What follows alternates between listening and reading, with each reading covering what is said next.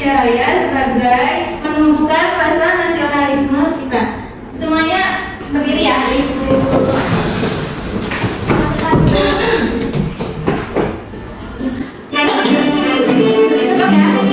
Indonesia lahirmu, tanahku padaku, di sanalah aku berdiri, jadi batu ibuku. Indonesia bangsaku, bangsa dan tanah airku, marilah kita bersatu, Indonesia bersatu.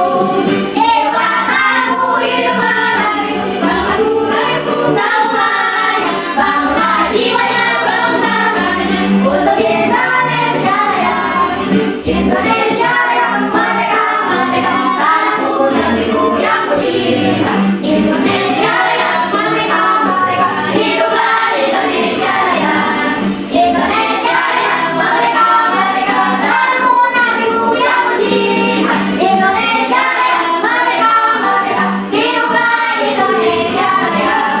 Silakan kembali ya. Ada yang masih ingat tidak pembelajaran minggu lalu? Kita belajar apa? Belajar kalimat langsung dan kalimat tidak langsung. Nah ya betul. Sekarang kita akan belajar teks fiksi dan non fiksi dengan tujuan pembelajaran melalui kegiatan membaca teks informasi peserta didik dapat menemukan persamaan dan perbedaan ragam teks dengan benar. Yang kedua yaitu melalui kegiatan membaca paparan tentang ciri-ciri tulisan fiksi dan fakta, peserta didik dapat membedakan teks fiksi dan non fiksi dengan tepat. Ada yang tahu tidak apa itu teks fiksi dan non fiksi? Tidak tahu. Nah, di sini ada pengertian teks fiksi.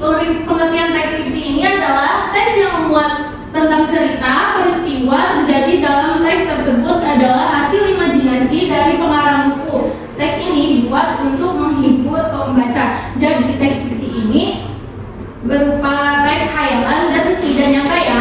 Iya, Ibu. Lalu di sini ada jenis-jenis teks fiksi. Yang pertama ada apa? Dongeng. Yang kedua? Komik. Yang ketiga? Novel. Yang keempat? Hikayat. Nah, di antara salah satunya ada yang sudah membaca teks tersebut? Itu semuanya, Ibu. Oh iya, bagus. Aku udah baca dari Ya, bagus. Selanjutnya di sini ada teks non fiksi. Teks yang memuat tentang suatu hal atau yang terdapat dalam teks tersebut adalah hasil dari penelitian dan pencarian data. Teks ini dibuat untuk menginformasikan pembaca. Nah, teks non fiksi ini berbeda dengan teks fiksi ya, yaitu teks non fiksi ini berdasarkan dengan kenyataan, tidak hayalan. Nah, selanjutnya di sini ada jenis-jenis teks non fiksi. Yang pertama ada apa? Yang kedua? Yang ketiga? Yang keempat? Berita. Selanjutnya di sini ada ciri-ciri teks fiksi dan non fiksi. Yang pertama ada teks fiksi. Teks fiksi berisi cerita karangan fiktif yang imajinatif, relatif, kebenarannya menggunakan bahasa normatif atau makna yang tidak sebenarnya dan tidak mengikuti struktur baku. Jadi bahasanya ini teks fiksi ini tidak baku ya, seperti kata-katanya menggunakan imajinasi. Selanjutnya ada ciri-ciri teks non fiksi. Teks non fiksi cenderung menggunakan bahasa formal berdasarkan fakta dan dapat dipertanggungjawabkan ilmiah. Mereka juga menggunakan bahasa denotatif atau makna kata yang sebenarnya, mengembangkan ide baru dari tema yang sudah ada sebelumnya. Nah, jadi ciri-ciri teks non fiksi ini berbeda dengan teks fiksi, yaitu ciri-cirinya berdasarkan fakta. Selanjutnya ada struktur teks fiksi. Yang pertama ada apa? Orientasi. Nah, orientasi dalam buku cerita berisi unsur tema, latar belakang, dan penokohan untuk membantu pembaca memahami teks secara utuh. Yang kedua ada apa? Komplikasi. Nah, komplikasi ini merupakan konflik dan permasalahan dalam cerita yang berujung pada klimaks, berperan penting untuk menghadirkan emosi pada pembaca dalam buku fiksi. Yang ketiga ada Evaluasi. Nah,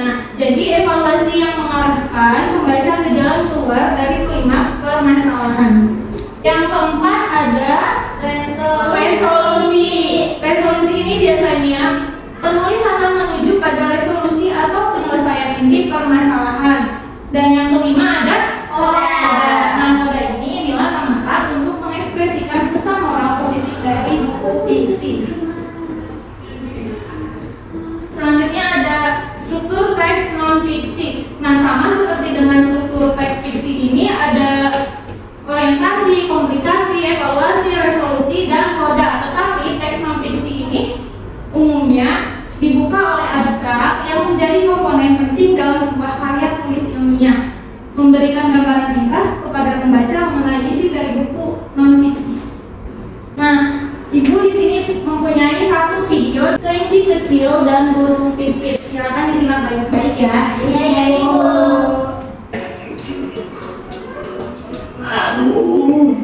Aduh sakit. Suara kelinci kecil mengatakan di sebuah kebun Hamzah. Wajahnya tampak seperti kapas dan titik-titik air mulai menjelang mata. Dia terdekat di tanah sambil menggaruk gigi. Burung pipit yang sedang berjaga di arah pohon dekat burung itu sedang terbang menghampirinya. Ada apa kelinci kecil? Kakiku terampil batu, bapaknya jatuh. Jawab kelinci kecil sambil meringis kesakitan. Apa yang kamu lakukan di sini? Tanya burung pipit. Aku mau mengambil wortel itu. Kelinci kecil menunjuk ke arah tanaman wortel di kebun Hamzah. Wah, kamu mau mengambil wortel Hamzah tanpa izin? Tanya burung pipit. Iya, aku melihat daun-daun tanaman wortel itu melambai-lambai memanggilku. Jawab kelinci kecil dengan kepala terpinggir. Sebaiknya kamu minta izin dulu ke Pak Hamzah. Aku sedang melihat Pak Hamzah membagikan wortel-wortelnya ke kebun dan binatang lain yang berada di kebun. Burung pipit menjelaskan. Mengapa kau berada di luar sana? Tak sehingga raja kita memerintahkan supaya semua penghuni hutan tinggal di sana masing-masing. Saat ini ada wabah penyakit yang sedang menyebar ke seluruh hutan. Aku bosan. Aku sudah 2 minggu berdiam di sana. Pikirannya terlihat pesan di rumah tadi. Ibu pulang. Ya, boleh silakan Tamara. Tidak ada yang boleh bersentuhan. Harus menjaga jarak dan kebersihan supaya tidak tertular penyakit ini. Ibu benar, kau seharusnya mematuhi perkataannya. Tegas tapi kau bisa membantu ibu membersihkan sarang, memasak, atau berolahraga bersama. Saran burung pipit. Pipit kelinci kecil merungut kemerahan. Lalu ia berkata dengan suara lirih. Ibuku pun mengatakan hal yang sama, tetapi aku tidak melanjutkannya. Diam-diam aku pergi dari sana, dan inilah yang terjadi. Sebaiknya kau segera pulang dan meminta maaf pada ibumu. Balas burung pipit. Oke, baik. Setelah dari tayangan video tersebut, ini termasuk dalam teks fiksi atau non fiksi? Fiksi. Fiksi karena ada apa alasannya? Iya, ada temanya. Terus? Ya, sekarang masuk kemana? Nah, karena ini termasuk dalam teks fiksi ini ada tokoh-tokohnya yaitu melalui hewan dan kata-katanya juga menggunakan imajinasi dan tidak baku. Oke, apakah masih semangat? Masih. Kita tepuk semangat dulu ya. Ya, Ibu. Tepuk semangat. Semangat. Oke, di sini Ibu akan membagikan kelompok untuk mengisi lembar kerja. Jadi, Ibu akan membagikan kelompoknya 3 kelompok. Sudah sesuai dengan kelompoknya? Sudah, Ibu. Oke, di sebelah kanan depan ini kelompok 1, di sebelah tengah ini kelompok 2, dan di sebelah kiri ini kelompok 3. Oke, baik. Sebelum Ibu membagikan soal lembar kerja, Ibu akan memberitahu bagaimana cara mengerjakannya. Yang pertama ada nama anggota. Nah, di sini nama anggotanya kalian ditulis ya. Ya, Ibu. Terus kelasnya juga. Nah, di sini soalnya yaitu ada klasifikasikan teks fiksi dan non fiksi berikut ini dengan tepat. Nah, jadi di bagian bawah ini ada beberapa macam jenis kata. Nanti kalian masukkan ke dalam kotak apakah kata-kata ini termasuk ke dalam teks fiksi atau teks non fiksi ya. Iya, Ibu. Oke, Ibu akan membagikannya.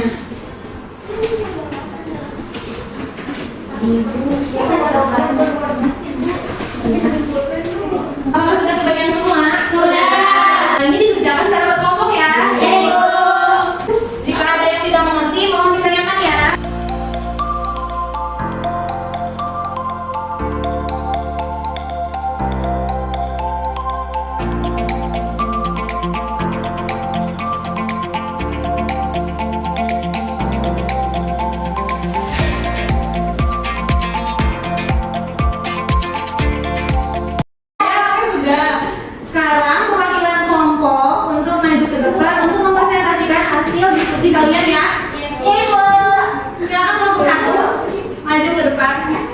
Perwakilan saja. Ya, perwakilan saja.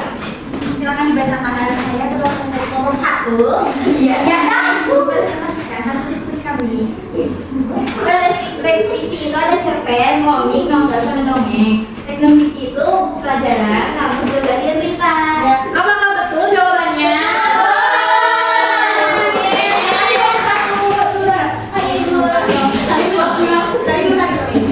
Selanjutnya kelompok 2 silakan maju. Di sini saya akan menanyakan hasil diskusi dari kelompok 2.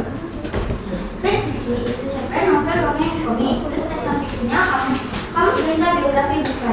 Apakah betul jawabannya? Bukan. Selanjutnya kelompok 3 silakan maju. Kan dibacakan kelompok 3. Saya dari kelompok 3 akan membacakan hasil diskusi kami.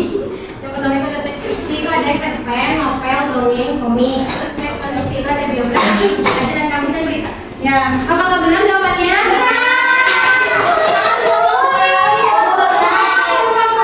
Oke, baik. Apakah sudah paham semuanya?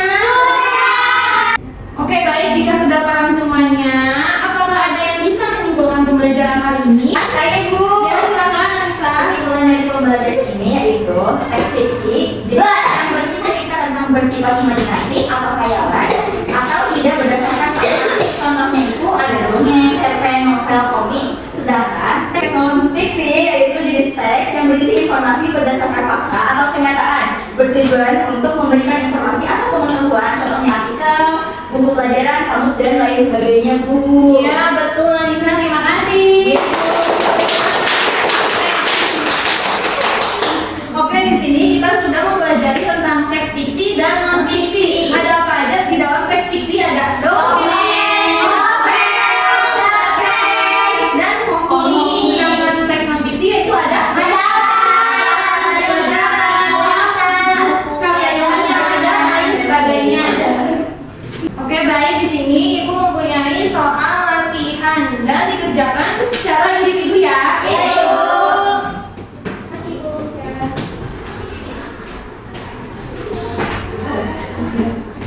Apakah sudah semua? Sudah. Ibu, sekarang lagi ya.